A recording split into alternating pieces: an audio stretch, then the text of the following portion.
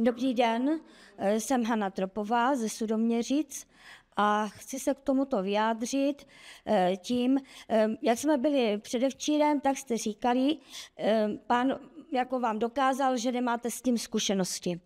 A právě já vím o těch zkušenostech z toho Brna.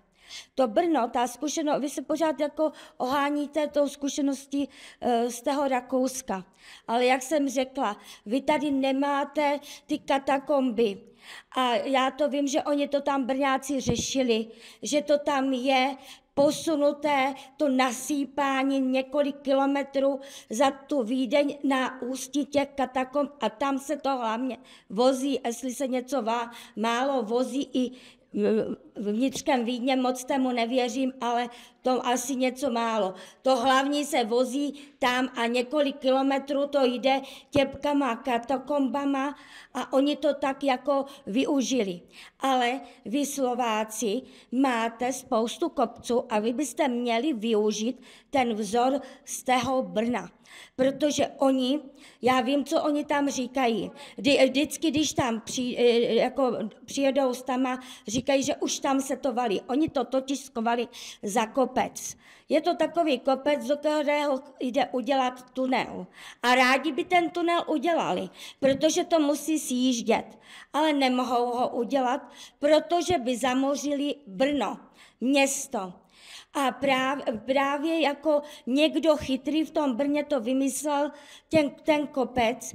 A vy tady máte na Slovensku kopců takových, to jsou malé kopce, nejsou zas tak velké, takových kopců spoustu. Skovejte to za ten kopec.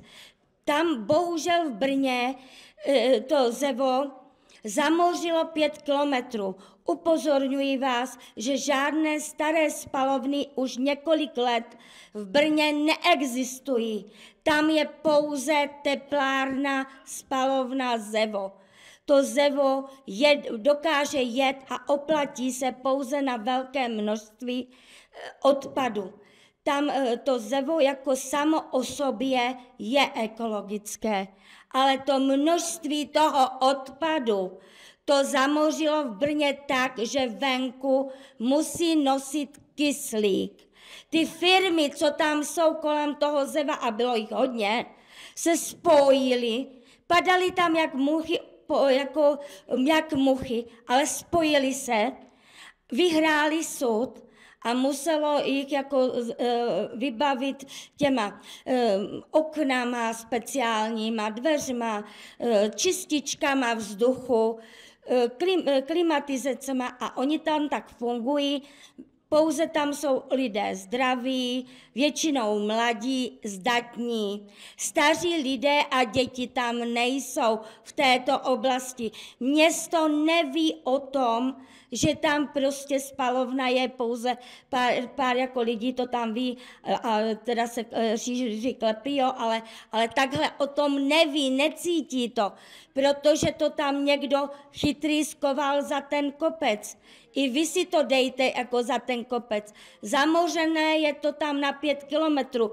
Takže tady, když to dáte na rovinu, 2,5 na jednu stranu, 2,5 na druhou, průměr 5, my jsme půl kilometru, my budeme zamoření, my zanikneme, zahráváte si s vedlejším státem, nevím, jak to budete řešit, nemáte s tím zkušenosti, pán vám to dokázal, že s tím nemáte zkušenosti, udělejte ten vzor, jak je v tom Brně.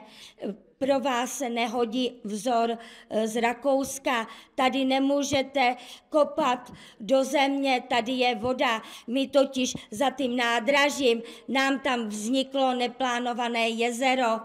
Oni tam brali hlinu za nádražím naším, které je půl kilometru od toho, kde vy chcete to dát. Oni tam brali hlinu na ten nadjezd, na ty nové silnice a tam vzniklo jezero, veliké, krásné jezero. Já se jenom modlím, až to tam budete dávat, aby prostě vám tam také vzniklo jezero. Jste pouze půl kilometru od toho a vlastně o ten půl kilometr jste blíž Moravě. Kilometrů jste zmíte. Kterých? 10 kilometrů od hranice. Ano, že nesmíte od hranic prostě aspoň těch 30 kilometrů byste měli od těch hranic jako ucouvnout, a nemět v této lokalitě, jako neměli byste mít prostě takovéhle zařízení. Bude to tam dělat veliký jako nepokoj. Ale já jsem hlavně teďka chtěla jako apelovat na ty zkušenosti z toho Brna, protože to mluví jako jednoznačně. Neříkejte mě, že se tam nechodí v kyslíku, když tam lidé v kyslíku chodí.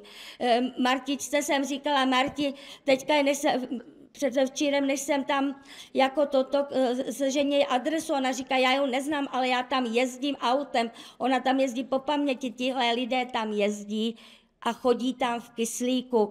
Vy pořád jezdíte k té jejich administrativní budově, na kterou se nadává, že druhých zamořili a sami si to dali do nezamořeného. A jak říkáte, že tam nic není, opravdu tam nic není, ani ten reaktor. Ten reaktor je v Brno, Židenice, Líšen, Jedovnická 4. Tam zamořil 5 kilometrů. V té oblasti tam je jako kopec, ale potom ta rovina na 5 kilometrech zamořená a zatím je město, které už jako je už je bez zamoření, než se do něho vjede. Ale byla tam dědina a ta zanikla před 12 lety.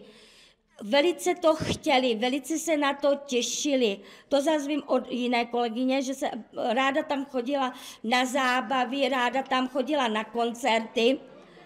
A potom, když jich to zamořilo, tak tam byly veliké protesty na Svoboďáku. Byly tam veliké protesty na Moravském náměstí. Došli všichni. A nedovolali se, zanikli. Někteří, že kolegyně některých viděla, že se nedokázali postavit na nohy, stali se bezdomovci.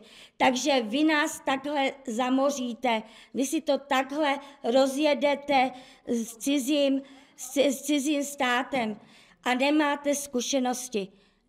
A přitom jste jako stát, který má kopcovitý stát, dejte to za nějaký kopec, udělejte ten vzor z Brna, dejte to za kopec, chraňte lidi. Rozumíme, děkujeme,